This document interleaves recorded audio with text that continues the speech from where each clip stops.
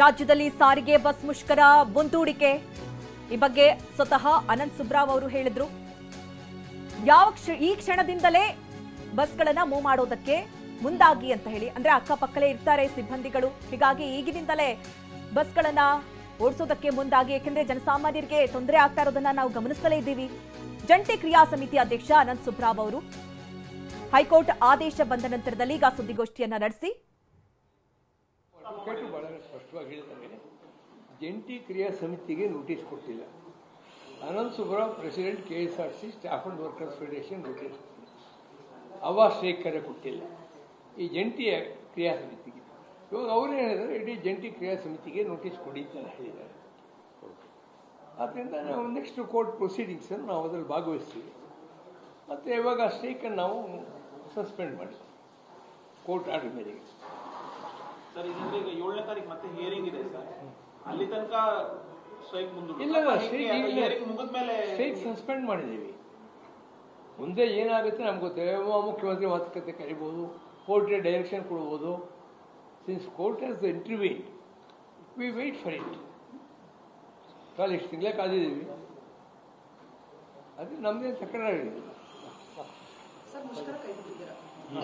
ಮುಷ್ಕರ ಕೈ ಬಿಟ್ಟಿಲ್ಲ,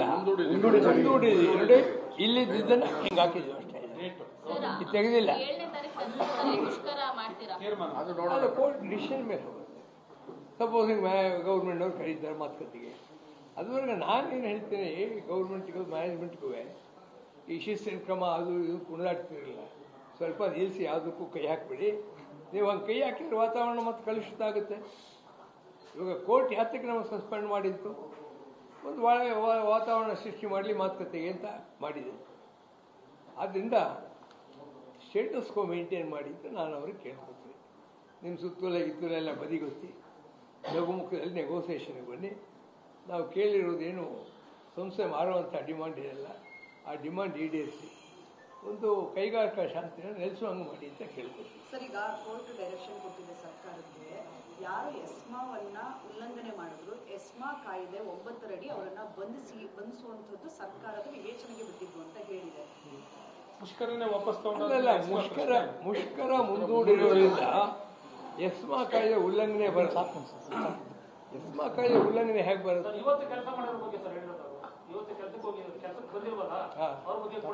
ಇಲ್ಲ, ಅವ್ರಿಗೆ ನಾವು ಕರೆ ಕೊಟ್ಟಿಲ್ಲ, ಸ್ಟ್ರೈಕ್ ಮುಂದಕ್ಕೆ ಹಾಕಿದೀವಿ ಅಂತ ಹೇಳಿಲ್ಲ. ಇವಾಗ ನಿಮ್ಮ ಮೂಲಕ ನಾವು ಹೇಳ್ತಾ ಇದೀವಿ, ಮುಂದಕ್ಕೆ ಹಾಕಿದ್ರೆ ನಾವು ಸ್ಟ್ರೈಕ್ ಬೆಳಗ್ಗೆ ನಮ್ಗೆ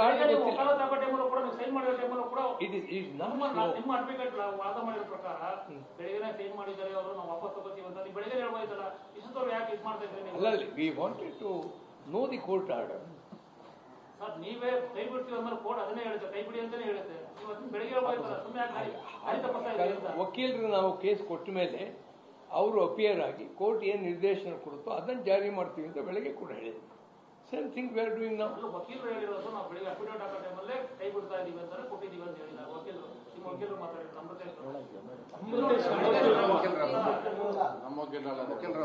ನಮ್ಮ ವಕೀಲರು ನಾರಾಯಣ ಸ್ವಾಮಿ ಅವರು. ಅಲ್ಲ, ಇವಾಗ ಕೋರ್ಟ್ ಆರ್ಡರ್ ಮಾಡಿದರೆ ನಾವು ಜಾರಿ ಮಾಡ್ತೀವಿ. The matter ends. ಅದರಲ್ಲಿ ಹೇರ್ ಸ್ಪ್ಲಿಟಿಂಗ್ ಅವಕಾಶವೇ ಇಲ್ಲ. ವರ್ಕರ್ಸ್ ಅಂದರೆ ಎಲ್ಲರೂ ಕೂಡ ದಯಮಾಡಿ ಕೆಲಸಕ್ಕೆ ಹೋಗಿ ಅಷ್ಟೇ. ನಾವು ಯಾವುದೇ ತೊಂದರೆಗಳಾದರೂ ನಾವು ನೋಡ್ಕೊತೀವಿ ಅನ್ನೋ ವಿಶ್ವಾಸನೆ ಅವ್ರು ಕೊಡ್ತೀವಿ.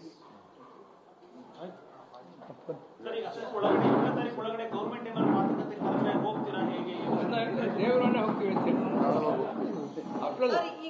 ಅಲ್ಟಿಮೇಟ್ಲಿ ಮಾತುಕತೆ ಮೂಲಕನೇ ಬಗೆಹರಿಬೇಕು. ಈಗ ಕೋರ್ಟ್ ಅವ್ರ ಮೇಲೆ ಕ್ರಮ ತಗೊಳ್ಳಿ ಅಂತ ಹೇಳಿ ನೇರವಾಗಿ ಹೇಳಿರುವಂತಹ ಸಂದರ್ಭದಲ್ಲಿ ಕೋರ್ಟ್ ಇವಾಗ ಸರ್ಕಾರ ನಿಮ್ಮನ್ನ ಕರೆಯುತ್ತೆ ಅನ್ಸುತ್ತಾ ಸಂಧಾನಕ್ಕೆ? ಇಲ್ಲ, ಈಗ ಸ್ಟ್ರೈಕ್ನ ನಾವು ಮುಂದೂಡಿದ ಮೇಲೆ ಏನು ಆಕ್ಷನ್ ತಗೊಳ್ತಾರೆ ಅವರು? ಸರ್ಕಾರ ಆಕ್ಷನ್ ತಗೊಳುತ್ತಲ್ಲ ಸರ್. ಈಗ ನೀವು ಅವರು ಕರೆದ್ರೆ ಸರ್ಕಾರ ಕರೆದು ನಿಮ್ ಜೊತೆ ಮಾತುಕತೆ ಮಾಡ್ತೀವಿ ಅಂತ ಹೇಳಿದ್ರೆ ನೀವು ಹೋಗ್ತೀರಾ ಅಂತ ಹೇಳ್ತಿದ್ದಾರೆ. ಬಟ್ ಈಗ ಸರ್ಕಾರ ಈ ಪರಿಸ್ಥಿತಿಯಲ್ಲಿ ನಿಮ್ಮನ್ನ ಮಾತುಕತೆ ಕರೆಯುತ್ತೆ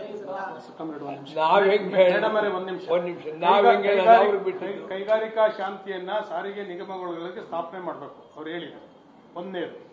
ಎರಡನೇದು, ಈ ರಾಜ್ಯದ ಜನತೆಗೆ ಸುಗಮವಾದಂತ ಸೇವೆ ಕೊಡಬೇಕು. ಅವೆರಡು ಸರ್ಕಾರಕ್ಕಿದ್ರೆ ಅವ್ರು ಕರೆದು ಮಾತುಕತೆ ಹೇಳಿ ಸೆಟ್ಲ್ ಮಾಡಬೇಕು. ಸೊ ಅದರಿಂದ ಅವ್ರು ಮಾಡ್ತಾರ ಬಿಡ್ತಾರ ಅನ್ನೋ ಪ್ರಶ್ನೆ ಇಲ್ಲ. ಕೈಗಾರಿಕಾ ಶಾಂತಿ ಬೇಕು, 1,15,000 ಜನ ನೌಕರರು ನಗುಮುಖದಿಂದ ಕೆಲಸ ಮಾಡಬೇಕು. ಈ ನಾಡಿನ ಜನತೆ ಸೇವೆ ಮಾಡಲಿಕ್ಕೆ ಸರ್ಕಾರ ಮಾತುಕತೆ ಕರೀಬೇಕು, ಶೆಟ್ಲ್ ಮಾಡಬೇಕು. ಸಮಸ್ಯೆ ಶೆಟ್ಲ್ ಆಗದೆ ಇದ್ರೆ ನಿರಂತರವಾಗಿ ಕೈಗಾರಿಕಾ ಸಮಸ್ಯೆ ಇರುತ್ತೆ, ಅಶಾಂತಿ ಇರುತ್ತೆ. ಅದಕ್ಕೆ ಅವಕಾಶ ಮಾಡಿಕೊಡ್ಬೇಡಿ ಅಂತ ವಿನಂತಿ ಮಾಡಿದ್ವಿ. ಸಾರಿಗೆ ನಿಗಮ ನೌಕರರಲ್ಲಿ ನಾವು ವಿನಂತಿ ಮಾಡೋದು, ನೀವು ಆಡಳಿತ ವರ್ಗ ಮತ್ತಿತರೆ ಕೆಲವರು ಅಲ್ಲಿ ಕೆಳ ಹಂತದಲ್ಲಿ ಸಣ್ಣ ಇದು ಮಾಡ್ತಾರೆ, ಅದು ಯಾವುದಕ್ಕೂ ನೀವು ಗಮನ ಕೊಡಬೇಡಿ. ಹೆದರಿಕೆ ಬೆದರಿಕೆ ಇದು ಯಾವುದಕ್ಕೂ ಕೂಡ ಗಮನ ಕೊಡಬೇಡಿ. ಜಂಟಿ ಕ್ರಿಯಾ ಸಮಿತಿ ಸದಾಕಾಲ ಸಾರಿಗೆ ನಿಗಮಗಳ ನೌಕರರ ಜೊತೆ ಇರುತ್ತೆ. ಮುಂದಿನ ಏನ್ ಕ್ರಮ ಇರುತ್ತೆ ಅದಕ್ಕೆ ನಾವು ಬದ್ಧವಾಗಿದ್ದೀವಿ.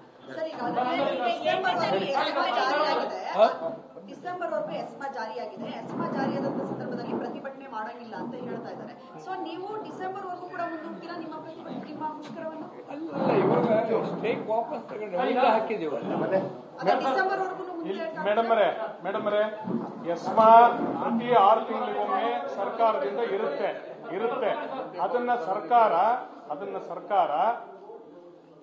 ಜಾರಿ ಮಾಡದಲ್ಲೇನೂ ನೌಕರರ ಬೇಡಿಕೆಯನ್ನ ಶೆಟ್ಲ್ ಮಾಡಬಹುದು. ಎಸ್ಮಾ ನಾವು ಆಗ್ಲೇ ಹೇಳಿದೀವಿ, ಎಸ್ಮಾ ಬ್ರಿಟಿಷರ ಕಾಲದ ಕಾಯ್ದೆ, ಹೌದ್ರಾ? ಪ್ರಜಾಸತ್ತಾತ್ಮಕ ಸರ್ಕಾರ ಅದನ್ನು ಬಳಸಬಾರದು. ನಾವು ಈಗಲೂ ಕೂಡ ವಿನಂತಿ ಮಾಡ್ತೀವಿ. ಎಸ್ಮಾ ಇತ್ಯಾದಿ ಕಾರ್ಮಿಕ ವಿರೋಧಿಯಾದಂತ, ಕೈಗಾರಿಕೆ ವಿರೋಧಿಯಾದಂತ ನೀತಿಗಳನ್ನ ಜಾರಿ ತರಬಾರದು. ಅದು ಅಸ್ತಿತ್ವದಲ್ಲಿರುತ್ತೆ. ಸರ್ಕಾರ ಅದನ್ನು ಬಳಸಬಾರದು ಅಂತ ವಿನಂತಿ ಮಾಡ್ತೀವಿ. ಈ ಪೀಸ್ ಮೇಲ್ ಕ್ವಶನ್ ಇಲ್ಲ, ನೆಗೋಷಿಯೇಟ್ ಆಗಬೇಕು, ಸೆಟ್ಲ್ ಆಗಬೇಕು ಫೈನಲ್ ಆಗಿ. ಇಲ್ಲ, ಅದು ತಗೊಳ್ಳೋದಿಲ್ಲ.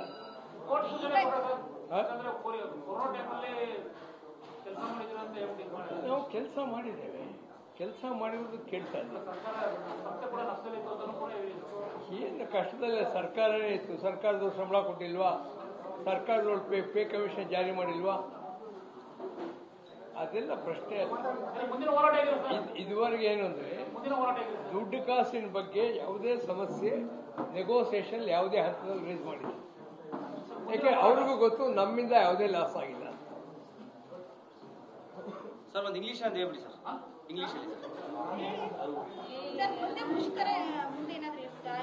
ಮುಂದೆ ಇನ್ನೇನು ನಾವು ಭವಿಷ್ಯ ಹೇಳಕ್ ತಯಾರಿಲ್ಲ, ವರ್ತಮಾನವನ್ನು ಅಡ್ರೆಸ್ ಮಾಡ್ತಾ ಇದ್ದೀವಿ.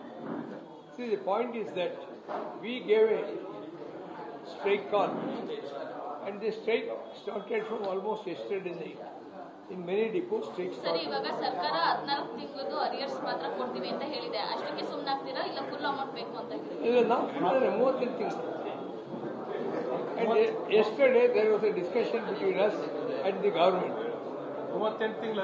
Our main demand was 138 months arrears and wage hike of 25% from 1/1/24. Sir, ಈಗ ಮುಷ್ಕರ ಮುಂದೂಡಿಕೆ ಆಗಿರೋದು ಜಂಟಿ ಕ್ರಿಯಾ ಸಮಿತಿಗೆ ಸರ್ಕಾರಕ್ಕೆ ಯಾಕೆ ಇಲ್ಲಿ ಸೋಲು ಗೆಲುವು ಪ್ರಶ್ನೆಯೇ ಇಲ್ಲ. ವಿನ್ ವಿನ್ ಸಿಚುವೇಶನ್ ಎಲ್ರಿಗೂ. ನಾವು ಗೆದ್ದೀವಿ, ನೀವು ಗೆದ್ದಿದ್ದೀರಾ, ನಮ್ಮ ಹೇಳಿ. ಸರ್ಕಾರ 30 ತಿಂಗಳು ಕೊಡೋದೇ ಇಲ್ಲ ಅಂತ ನೋಡಿಪ್ಪ, ನಾನು ನೀವು ಬಿಡೋದಿಲ್ಲ ಅಂತ, ನೀವು ಕೊಡೋದಿಲ್ಲ ಅಂತ ನಾನು ಹೇಳಿದೆ, ನಿನ್ನೆ ಆಗದೆ ಇರೋ ನಾಳೆ ಆಗ್ಬೋದು, ನಾಡಿದ್ದಾಗ್ಬೋದು. ಕೊಡೋದಿಲ್ಲ ಬಿಡೋ ಪ್ರಶ್ನೆ ಇಲ್ಲ ಇಲ್ಲಿ. ಸರ್, ಈಗ ಕೊಡೋದಿಲ್ಲ ಅಂದ್ಮೇಲೆ 14 ತಿಂಗಳು ಕೊಡೋವರೆಗೂ ತಗೊಂಡ್ಬಂದಿದ್ದೀವಿ. ಹಂಗೆ ಮುಂದೆ 38 ತಿಂಗಳು ಕೊಡೋವರೆಗೂ ತಗೊಬರ್ತೀವಿ. ಹಿಂದಿನ ಸಭೆಯಲ್ಲಿ ಏನು ಕೊಡಲ್ಲ ಅಂದಿದ್ರು, ಹಾ. ಸಭೆಯಲ್ಲಿ 14 ತಿಂಗಳು ಕೊಟ್ಟಿದ್ದಾರೆ. ಮುಂದೆ ಎಲ್ಲ ಕೊಡ್ಬೋದು ಅನ್ನೋದು ನಿಮ್ಮ ವಾದ. ಹೌದು. ನಾವು ಒಂದೇನಂದ್ರೆ ಯಾವುದನ್ನು ಪ್ರೆಸ್ಯೂವ್ ಮಾಡಿಕೊಂಡು ಪ್ರಿಜುಡಿಸ್ ಇಟ್ಕೊಂಡು ಆಗಲ್ಲ. ಸಿಚುವೇಶನ್ ಬಂದಾಗ ನಾವು ರೆಸ್ಪಾಂಡ್ ಮಾಡ್ತೀವಿ. ಇವಾಗ ನೀವೇ ಇಷ್ಟೊಂದು ಪ್ರಶ್ನೆ ಕೇಳ್ತೀರಾ, ನಾವು ಅದನ್ನೇ ಲೆಕ್ಕ ಹಾಕೊಂಡಿರ್ತೀವಿ, ಏನು ಕೇಳ್ತೀರಾ ಅಂತ. ಅಲ್ಲಲ್ಲ, ಹಾಗಲ್ಲ ಹೇಳೋದು. ಹೌ ಇಟ್ ಸಿಚುವೇಶನ್ ಡೆವಲಪ್ ಇವಾಗ ತಾವೇ ಹೇಳಿ, ಜುಲೈ 4 ಏನು ಕೊಡೋದಿಲ್ಲ, 3 ತಾಸು ಕೊಡೋ ಆಗಿಲ್ಲ. ಓಕೆ, ಅದೇ 4th of August 718 ಕೋಟಿ ಹೆಂಗೆ ಬರುತ್ತೆ? ಒಂದು ತಿಂಗಳಲ್ಲಿ ಬದಲಾವಣೆ ಆಗಿದೆ. ನಮ್ಮ ಹೋರಾಟದ ನಂಬಿಕೆ.